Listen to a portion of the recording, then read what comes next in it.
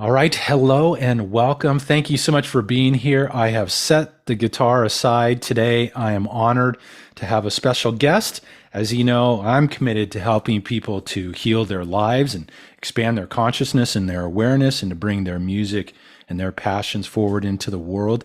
And I love to have special guests who are committed to different aspects of this awakening and this expansion of consciousness that's taking place on the planet. And today we have a gentleman who is committed to that and so much more. I'm very excited. Today, our guest Gibler.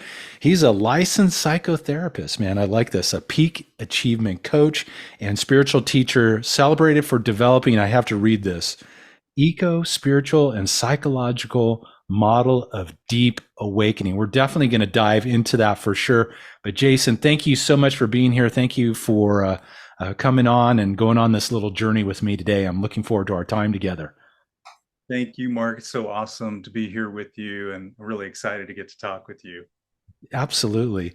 So Jason and I are just so a little revelation. We're in a coaching support group together, and we had an opportunity to connect.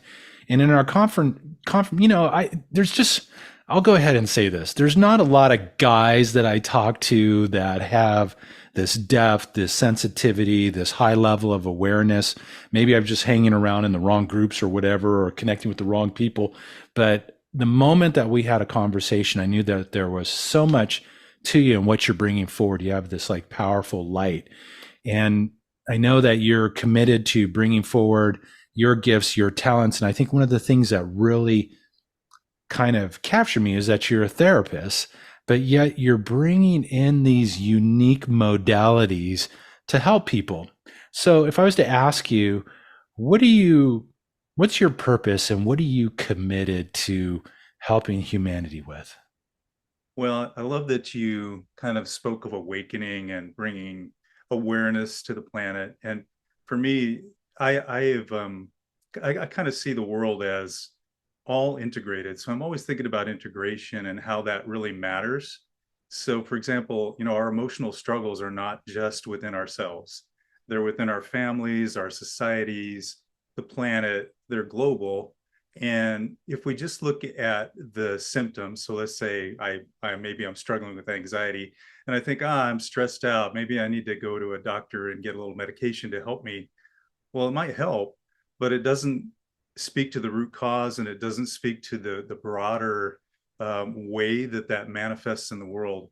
And so for me, when I think of healing, I think of it as an integrated approach that not only integrates ourselves and our deep self and who we are as a person, but also society, the world, and our spiritual nature as well.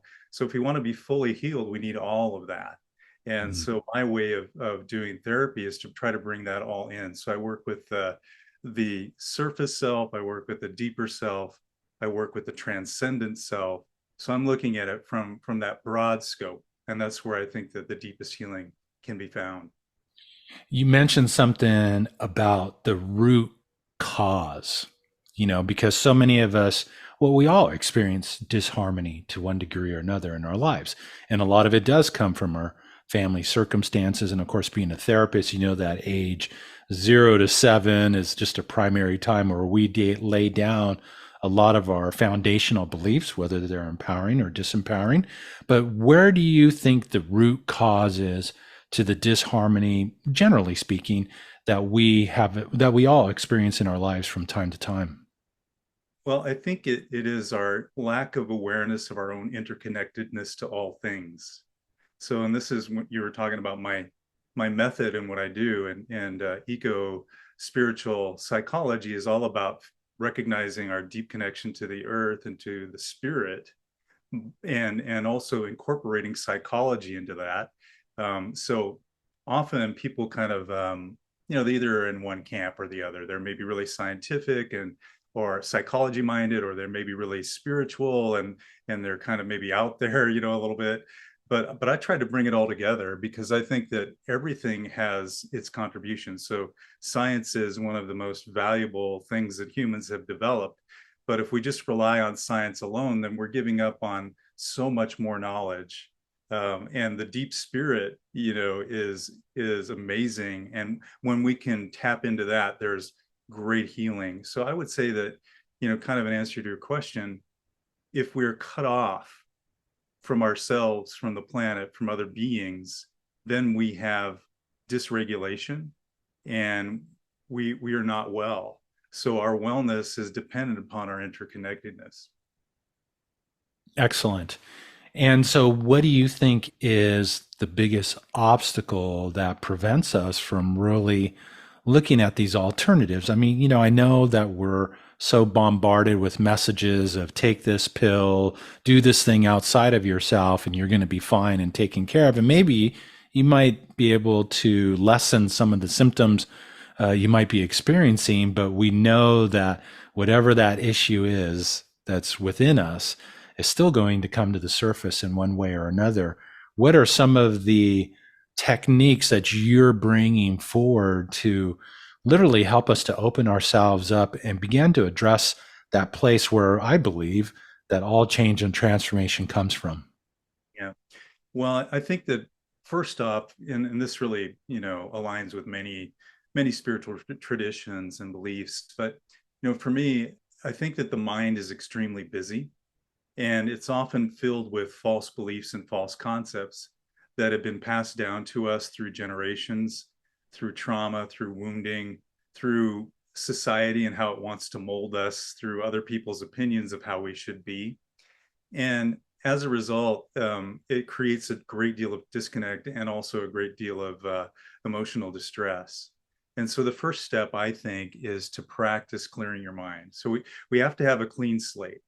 If we don't have a clean slate, we can't find that deeper spiritual presence. So in all of the different religious and even shamanic traditions, there's this idea of clearing. We have to clear first so that we can allow that deep spirit, whatever we want to call it, the power of the universe, to enter into us and connect us to our deeper nature. So I believe that our deeper nature is within that energy. So, why is it then? Is it just me? Or does it seem like sometimes the mind wants to sabotage that connection? It wants to throw static and noise and maybe sticks in our spokes as we're going down the hill on our bicycle to kind of, disrupt that connection to that deeper part of ourselves. Why do you think sometimes we create that resistance? We create that blockage that prevents us from really connecting into that sacred space? Well, I love the question, and the brings up a little bit of a story for me. So if you don't mind, I'll tell you a little story Go about for it. myself and how I've found static and how I've found a way to work through that. So often what happens, and I think for me, in my early upbringing, I have a really interesting story. I lived out in the forest when I was a child till about the time of being around 5 to 6 years old. And I never had a home. My family was moving from place to place, living in shelters my dad would create. And I had a pretty amazing experience there living out in the wilderness, but I also had a lot of trauma. My dad it was a veteran and he had a lot of PTSD. And so he would, you never knew when he was going to get really angry and do something really crazy. And then I had older brothers who were really brutal and who would just reject me and constantly ridicule me. And so, of course, this created a lot of anxiety for me. And going through my life, every time that I tried to achieve something that I really wanted to achieve, that anxiety would come up and the voice would come into my head, don't you do that. It would be really negative, really, hurtful, angry, rejecting voice. And that's the static. But what happened was after doing a lot of personal work, and I'd worked with a Jungian analyst for a while, and I was having some dreams. And when I would wake up and I'd have these scary dreams, and this monster essentially would kind of attack me. It was being so mean, and it's like just really like freaking me out. I'd wake up and I'm kind of in a panic. But I decided, well, I'm just gonna maybe try to get to know this, thing. Like, what's going on? So I started asking it questions. So if it would wake me up in the middle of the night, I would say something to it like, "Hey, why are you being so mean to me?" I would just have this conversation with it. So this is one of the other keys. It's like you can't run away from your stuff. You have to learn how to make space for it. And so I made space for it and I became curious about it. So I started asking it, why are you being so unkind? Why are you being so hurtful? And over time, I found out that it was really afraid of being rejected. It was afraid of that rejection that I had felt as a child, and it never wanted to experience it again. So it was rejecting me harshly so that it wouldn't be rejected from the outside world. So that was the root cause of what kept me from being connected, not only to spirit, but to my higher self and to my own purpose. And the minute I figured that out, I started learning how to apply medicine to that.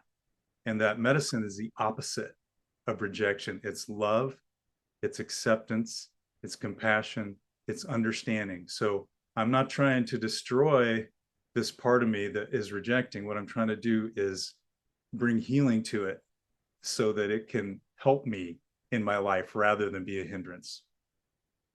Excellent. And such high level awareness in that, because I think one of the problems we all encounter from one time or another is we look, to use your metaphor, of the monsters within our own selves, is we have a tendency to judge it, to make ourselves wrong for having it, to sweep it under the carpet, to not pay attention to it, to run from it, rather than really to face it. I love the aspect of having a conversation with it. One of the things I share with my clients is like, hey, if you have a challenge, rather than, curse it, make yourself wrong for having it, inquire with it. What are you here to teach me? What are you here to reveal about myself? Why do you think that sometimes we can be so resistant to doing that? Is it because we don't know that that's a possibility, or because we've been so conditioned to believe that our challenges and our issues and the monsters that live in our dreams at night are bad and wrong and shouldn't be experienced? What do you think prevents us from really having that willingness to dive in and have a conversation with those dark parts of ourselves? Well, I think the biggest hindrance is fear. So when I was working with this part of myself, I actually did some artwork, and I did a drawing painting essentially of the monster. So I rather than avoiding it, I wanted to know all about it. And I don't know if you ever saw The Lord of the Rings, but there's a scene in there where Gandalf and Frodo are running through the mines of Moria, and there's this giant monster coming after them made out of fire, and it's called the Balrog. And this was what the monster that was within my mind looked like to me. So this is what I depicted it as.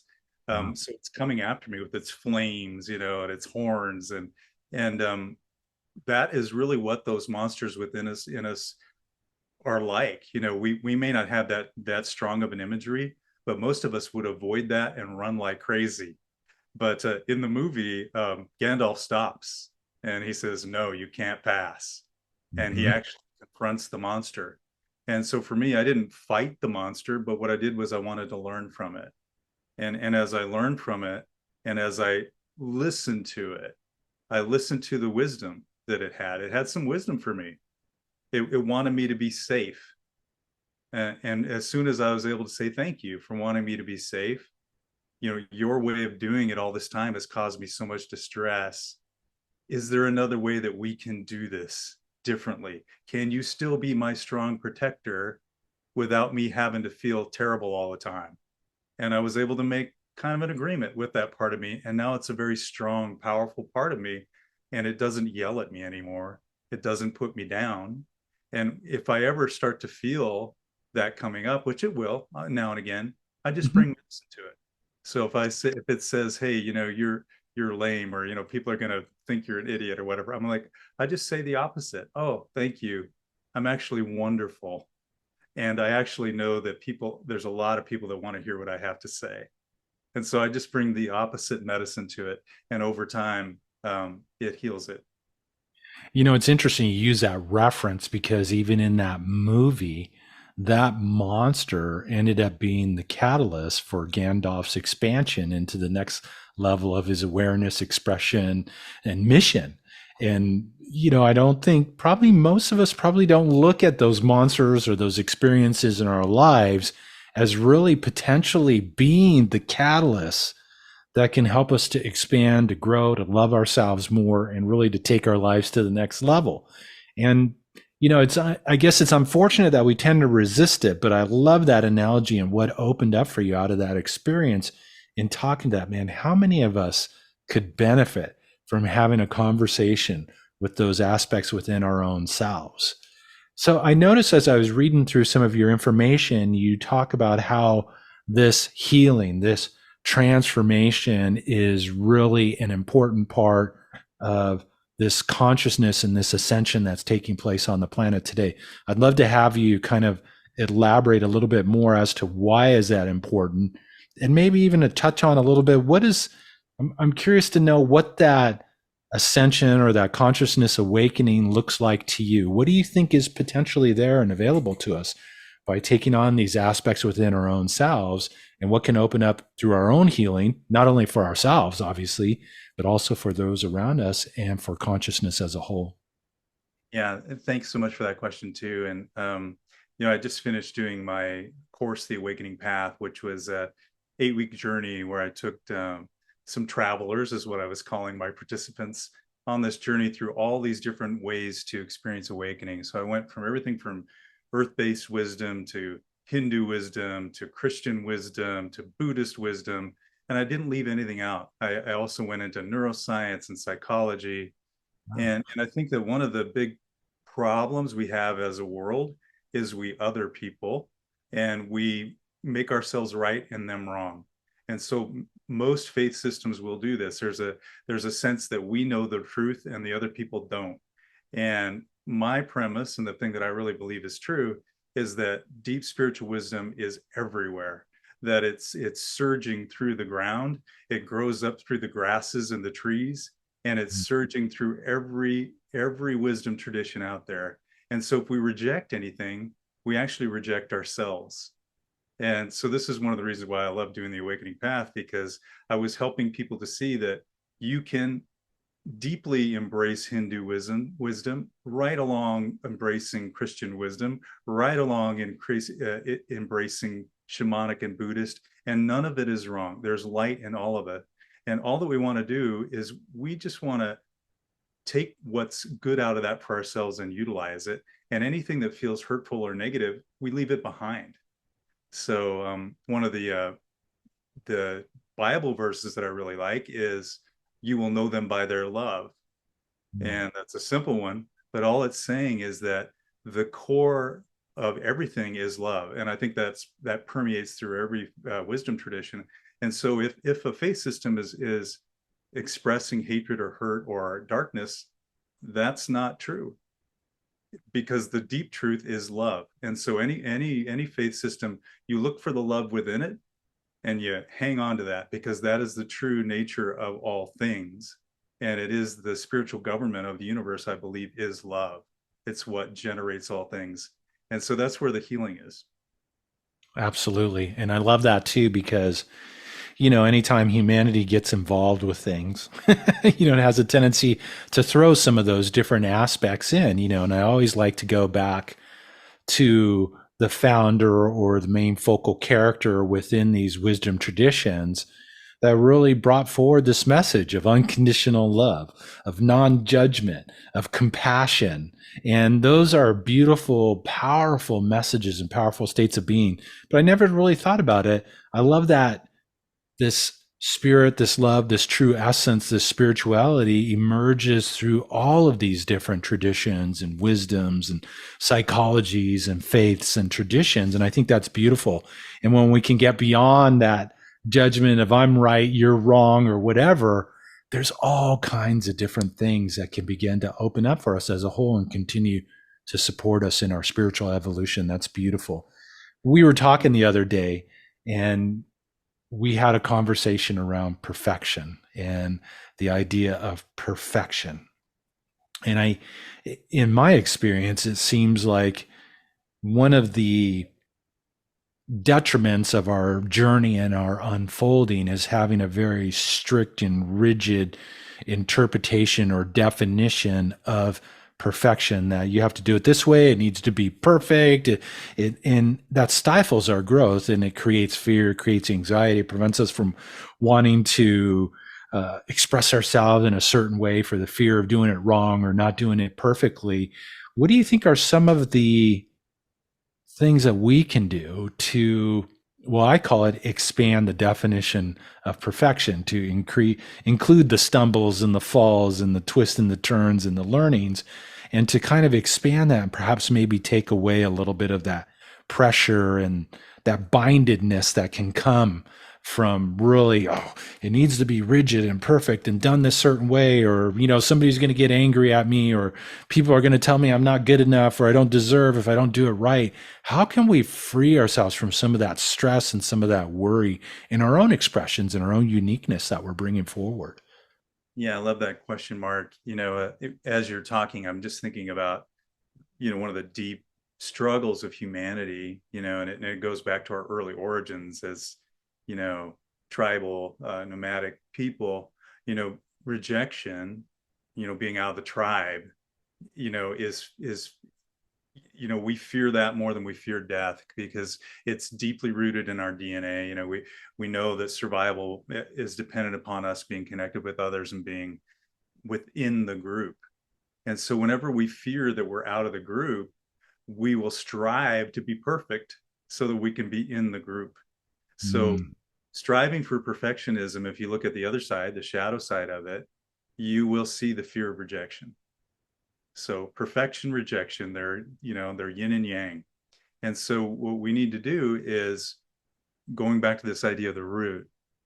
So if you go to the root and you see, and I do this often with my clients and also with myself, I think of myself like as a baby. I try to imagine myself as an infant, because whenever I've seen an infant, I look at them and it doesn't matter, if they're crying, if they're whatever they're doing, fussing, you know, I look at them and I see beauty. I see an amazing being that is worthy of complete love, and they don't have to do anything.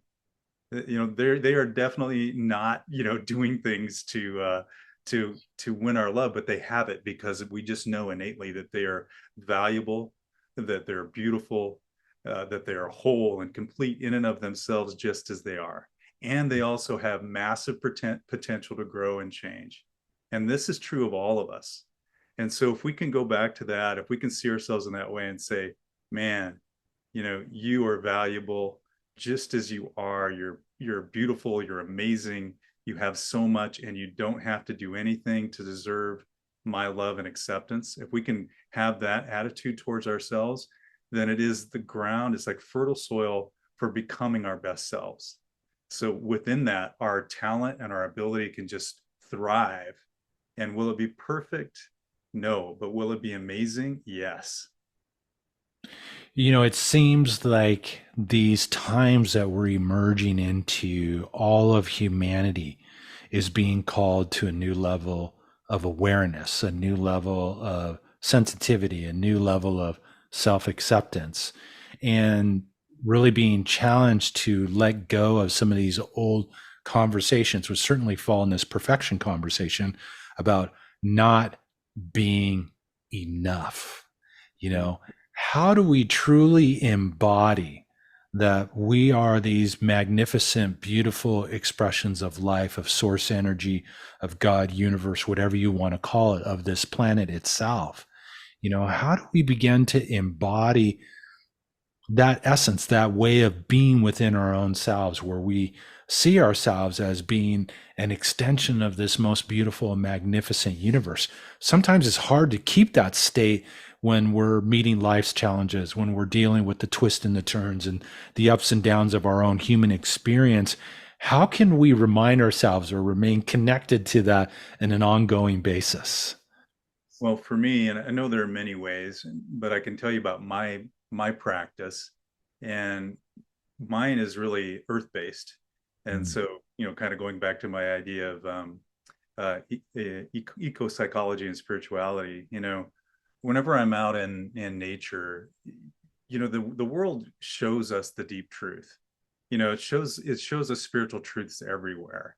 So whenever you go out into the wilderness, you will see the deep truth of acceptance, the deep truth of that everything that is created, that is coming into being, is just as it should be. So when I'm in a forest, I'll look at some saplings maybe next to a giant, ponderosa pine, And I never look at the sapling and say, ah, man, you suck. You're never going to be as big as that big tree up there. I don't do that. None of us would. We see the beauty in the sapling and we see the beauty in the giant ponderosa. And the same is true for us. The beauty is within. And if we just notice that. So what I do is I spend a lot of time out in nature. I usually go out every single day. I'm fortunate to live in a beautiful place in Bend, Oregon. And so I'm always out in nature, and I'm looking at the beauty that's all around me. The little ducklings on the river, the hawks, the birds, the eagles. There's all kinds of beautiful animals here. And the grasses even along the bank, speak the truth of this beauty that is just emanating through all things. And so for me, that really grounds me into it. That's excellent to get out in nature, and there's so many benefits to that, not only witnessing and being surrounded by that energy, but I think you also get away from all the static and noise of the modern day world, and you're able to connect into that place of quiet, that place of peace, that place of divinity within your own self that's there, that essence, that same essence that set this universe in motion.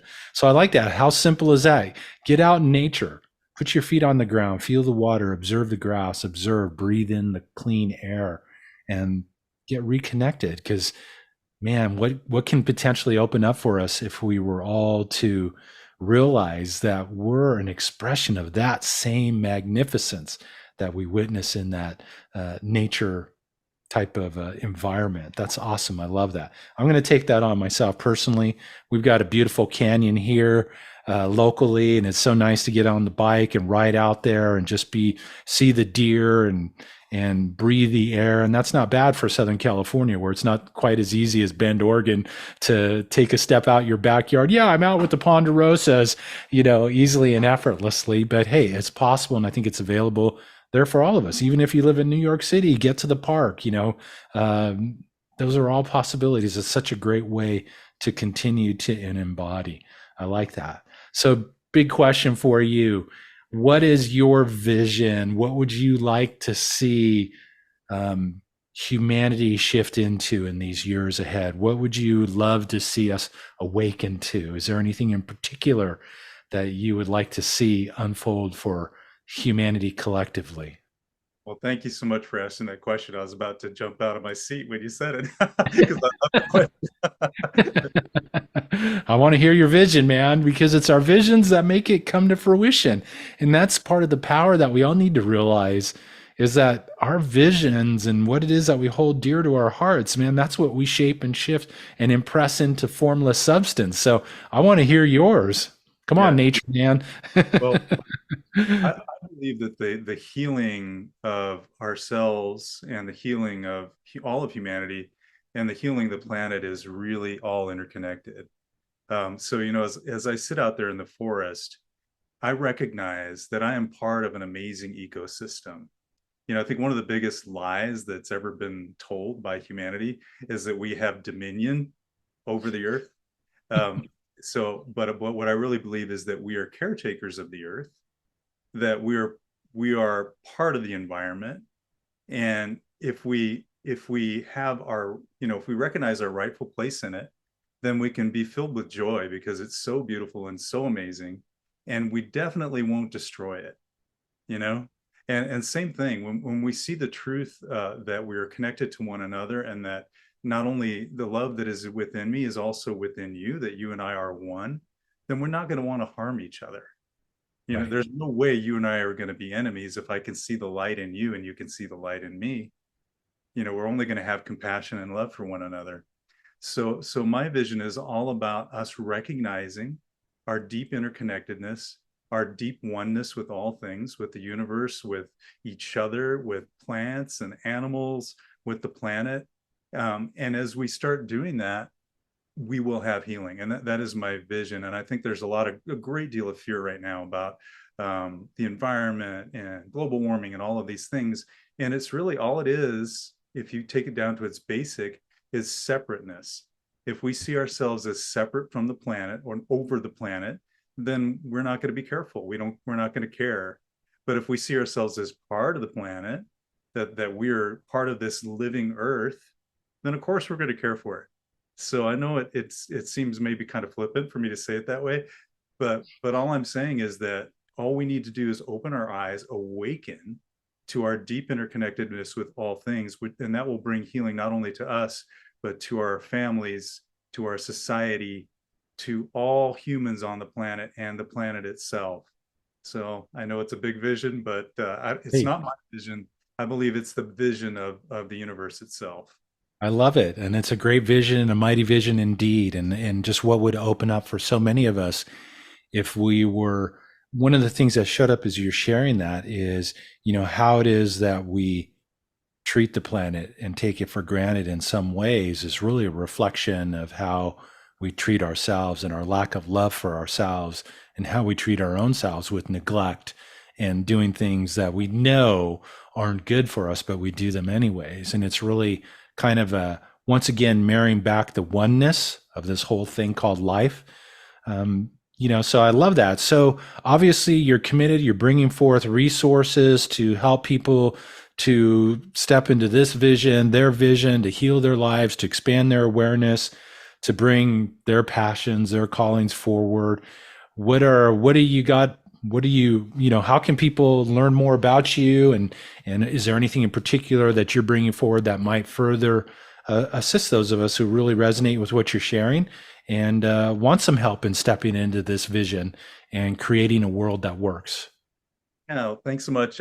So my upcoming program I'm doing, I'm really excited about. It's called Visionary Highway, and it's all about finding that vision for yourself and learning some key things to eliminate blockages to that vision and learning how to actually start embarking on it. So it comes on the heels of Awakening Path. There's a reason why I did it in this order. I think we have to become awake to the deeper truths about ourselves to find our true vision. And then once we begin to find our true vision, we can actually manifest it and help it to come into reality. So that's the amazing and exciting thing about being alive and being a human being. So if people are interested in learning about the Visionary Highway, they can go to my website, jasongibler.com. I also have some free meditations that I've created out in nature. So I go to remote places, and I'm a big, nature guy, obviously, spent a lot of time in the wilderness. So what I'll do is I'll hike way back in somewhere remote, and I'll create a meditation there where people can see, what it's like to be out in nature. And this is really for people that are away from nature. You mentioned New York City. I can imagine people in New York City looking at these videos and just letting themselves drop into the peace and beauty of the great Pacific Northwest. So, there's just so many things that I want to share with people. And of course, those are free. They can go to my website, they're right on top, and they can get those free meditations. So That's awesome. So once again, if this resonates with you, you want to learn more, you want to dive into what this beautiful soul is bringing forward, I invite you to go to Jason, Jason, Gibler, Gibler.com, right? Do I have that correct? that's right. Yes. Right. Yes, I invite you. And then are you on social media? Can people find you anywhere in particular on social media? Yes, you can find me on all the major ones, Facebook, TikTok, Instagram. So I'm going to start a YouTube channel soon, so I'll probably be there too. So Awesome. I love it. And I don't know, I just had a vision when you said TikTok of doing some of those dancing videos out in nature. No, I'm kidding. That's awesome. Well, hey, Jason, it has been a pleasure to have you on. I just want to honor you and thank you for your commitment to bringing forward your passion, your purpose, your calling into the world to help us all to raise ourselves up, to get reconnected to the truth of who and what we are, to honor this beautiful planet that we have been blessed with, and to continue to move forward in our own expansion. Thank you so very much. It's been an honor to have you on, and we'll definitely have to do it again. Thank you so much. I would love to, Mark, and thank you. I really appreciate the opportunity to get to talk with you, and I just love what you're doing in the world. And it's just amazing to come alongside you and to have us be able to see what we have to contribute and to be there supporting each other as we do it. Awesome. Thank you. Once again, make sure you go to jasongibler.com or check out all the social media platforms and see if you might be able to get a little preview into some of the beautiful work that Jason is bringing forward. Thank you so much for being here. Take care and have a harmonious day.